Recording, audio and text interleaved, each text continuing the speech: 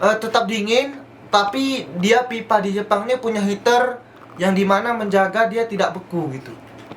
Studio lah kalau kita bilang di Indonesia ya, apartemen gitu. Itu sekitar 2 jutaan.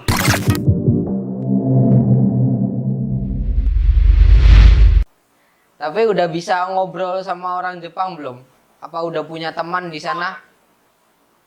Ada teman gitu udah bisa gombalin gitu, tapi untuk bahasa Jepang ini kan agak sulit gitu. Dia seperti bahasa Jawa punya ada 3 tingkatan gitu. Ada bahasa yang halus, sedang, dan bahasa yang sangat sopan sekali gitu. Di mana kata-katanya itu berubahnya 100% gitu. Jadi perbedaannya besar. Kita mau pakai yang mana gitu, sulit gitu.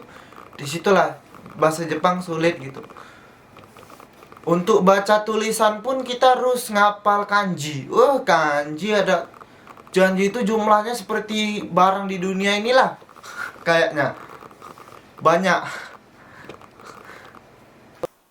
Itu kalau di Indonesia ya, kalau kamu bisa bahasa Jepang, terus kamu kerja di Jakarta di perusahaan Jepang, gajinya gede loh. Oh ya, kemarin ada ini senior saya yang baru pulang dari Indonesia juga. Dia langsung masuk ke perusahaan, langsung keterima di perusahaan Jepang. Dan dia kerjanya nggak berat lagi karena dia kan kerjaannya sudah berkomunikasi gitu. Yang dimana orang jarang menguasainya gitu. Untuk misalnya itu kamu kan kerja sekarang kerja di pabrik ya sambil nyambi-nyambi jadi fotografer gitu, freelance. Fotografer Sama, ya. sama YouTube.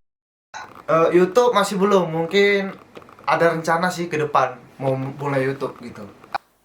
Tapi YouTube itu menurut saya walaupun kita tidak bisa dimonetize gitu kan, belum dapat penghasilan, kita bisa lebih banyak ngedapetin temen loh. Kamu bisa penting itu buat Relasi relasi. ya. Mungkin kita punya relasi yang terkenal kan, ngajak-ngajak kita kan bisa nge-up juga gitu, ter-up juga gitu. Iya. Bagus. Kalau di perusahaan itu ada tunjangan gak sih? Kalau di sini kan kayak ada BPJS, terus ada yang kebijakan-kebijakan negaranya itu loh. Oh, ada. Kalau di Jepang ini kita punya ada namanya tunjangan hari tua. Satu lagi asuransi rumah kalau ada rumah kebakaran atau apa gitu. Baru asuransi kesehatan gitu.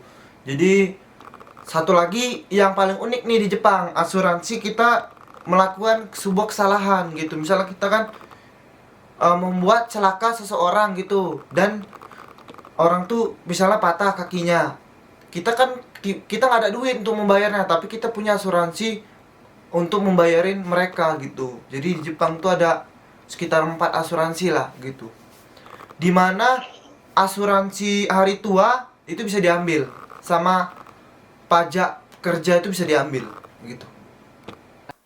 Kalau yang kerja di pabrik itu berarti ada yang kita sepantaran gitu yang jabatannya sama. Ada nggak yang orang Jepangnya asli dibedain nggak gajinya gitu? Oh iya, untuk gaji ya pasti kalau orang asing sama orang Jepang pasti dibedain. Kenapa? Karena di Jepang ini kan dia untuk uang hidup tinggi gitu. Kalau kita kan karena kita sendiri belum berumah tangga. Jadi mereka tahu uang apanya pendapatan orang Indonesia itu sebenarnya berapa. Kalau di Indonesia mereka sudah tahu. Jadi dia sudah men-settingnya bahwa orang Indonesia ini sangat cukup, dan bagi saya itu sangat cukup. Dimana saya bisa bersih aja gitu menabung tanpa saya perlu untuk uang makan dan uang tempat tinggal, saya bisa menabung sangat lebih gitu. Jadi sudah sangat cukup. Tapi kalau kita perbandingan sama orang Jepang, pasti orang Jepang bisa lebih dua kali lipat dari punya kita gitu. Tapi untuk kerjaan sama, mereka sama, jabatan sama gitu. Kalau boleh tahu di pabriknya itu jabatannya sama ada teman orang Jepang lagi kerjaannya sama berarti. Sama, sama persis. Jadi kita kerja ini dia sama juga gitu. Kalau yang bagiannya sama gitu. Malah ada yang orang Indonesia yang shift leader di sini. Di sini ada yang shift leader gitu. Jadi dia lebih tinggi. Jadi dia apa namanya, kalau di Jepang tuh kita bilang hanco. Hanco itu adalah ketua pemimpin produksi, jadi gitu. Jadi dia orang Indonesia di sini. Gitu. Jadi punya bawahan orang Jepang gitu ya. Ya, jadi bawahannya orang Jepang gitu. Dan biasanya kalau yang hanco itu dari Indonesia biasanya orang yang dikirim dari perusahaan di Indonesia, karena perusahaan kak saya ini di Indonesia ada juga gitu. Ada 2 pabrik gitu. Oh, produksi apa sih itu? Oh, kalau untuk ini kita memproduksi alat berat gitu. Alat berat untuk buat suku cadang dasar gitu. Tadi kan perusahaannya ada di Indonesia sama ada di Jepang nih. Kenapa kamu itu lebih milih di Jepangnya nggak di Indonesia? Oh, biasanya perusahaan di Indonesia, apa perusahaan saya ini sebenarnya dia akan merekrutmen orang Indonesia, di mana dia orang mudanya itu tersebut dikirim dulu ke Jepang gitu. Jadi penerapan ilmu di Jepangnya, kan di Jepang tuh apanya, etos kerjanya berbeda gitu. Gesitnya, kecepatannya dan pemikirannya itu berbeda. Mungkin kan orang Indonesia dibawa ke sana dulu, dan setelah dari sana pun kita bisa masuk di perusahaan Indonesia selanjutnya setelah habis kontrak yang di Jepang gitu. Mungkin salah satu itulah ide mereka gitu, biar tidak perlu mentraining orang baru masuk ke perusahaan yang di Indonesia. Jadi langsung ambil yang dari Jepang gitu. Lebih enak kerja di Jepang kali ya. Dia punya pemandangan, lingkungan itu lebih bagus lah ya. Ya, tapi untuk sosial saya susah gitu maksudnya. Kenapa orang Jepang ini pemalu? Orang Jepang ini sangat pemalu.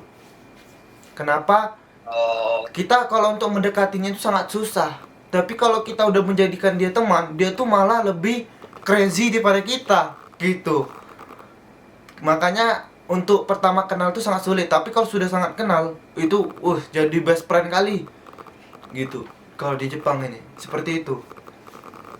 Boleh lah nanti next video bawa pacarmu. Oh, untuk saat ini belum punya pacar guys. Pacarmu katanya orang Jepang.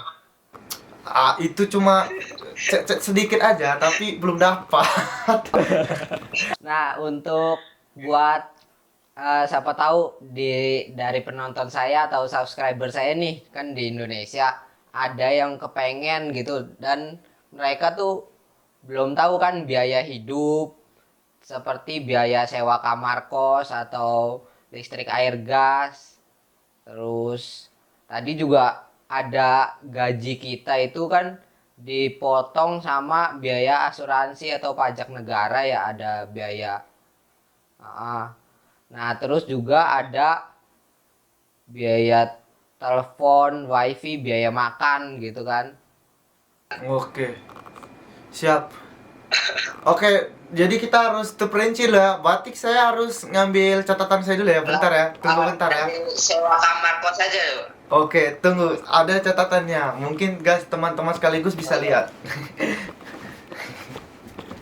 Di sini adalah potongan-potongan saya gitu. Yang pertama dari sewa kos ya. Kos dulu ya. Kosan Jepang gitu. Kalau kosan Jepang ini biasanya kalau untuk normal tanpa disubsidi, kita tuh sebulan untuk kayak tipe saya gini, yang lumayan tipe studio lah kalau kita bilang di Indonesia ya, apartemen gitu, itu sekitar 2 jutaan. Sangat mahal. Apalagi saya sini di daerah pelosok, tapi di Tokyo itu sangat mahal sekali, bisa sampai 5 juta 1 bulan. Berarti tergantung per daerahnya ya itu ya. Iya, tergantung daerah gitu. Hampir sama juga sih dengan Indonesia. Jakarta sama Solo beda juga kan. Kabupaten gitu beda. Untuk kalau listrik ya, kalau listrik ini biasanya sekitar di sini tertulis kita bisa habis sekitar 500 ribuan untuk listrik doang. Untuk air tuh sekitar 400. Dan kelebihan air di Jepang ini airnya bisa kita minum. Jadi kita nggak perlu ngambil air galon, langsung minum aja. Gitu. Itu pertama kali ke Jepang langsung minum air itu kan, kalau orang Indonesia mungkin kayak air mentah gitu ya. Oh ya, rasanya Apa harus direbus sih? enggak, udah jernih. Dia udah seperti air galon. Kenapa air di sini pipanya itu menggunakan pipa, ya setahu saya pipa stainless yang untuk air minum asli. Jadi air yang diambil dari sungai atau waduk, mereka akan filter gitu. Filter seperti air minum yang dijual-jual air galon gitu, tapi dia ukuran mesinnya besar gitu untuk kota-kota langsung gitu. Jadi tidak menyulitkan masyarakat gitu. Kenapa? Kalau kita buat terapkan kayak di Indonesia air galon, Jepang ini punya musim dingin. Kita kalau musim dingin sangat tebal, kita kemungkinan tidak bisa keluar gitu untuk ambil air galon. Air galonnya beku ya. Iya gitu. Nah, berarti kalau pipanya pas musim dingin itu pipa keluar kita minum anget gitu atau dingin? Tetap dingin, tapi dia pipa di Jepang ini punya heater yang dimana menjaga dia tidak beku gitu.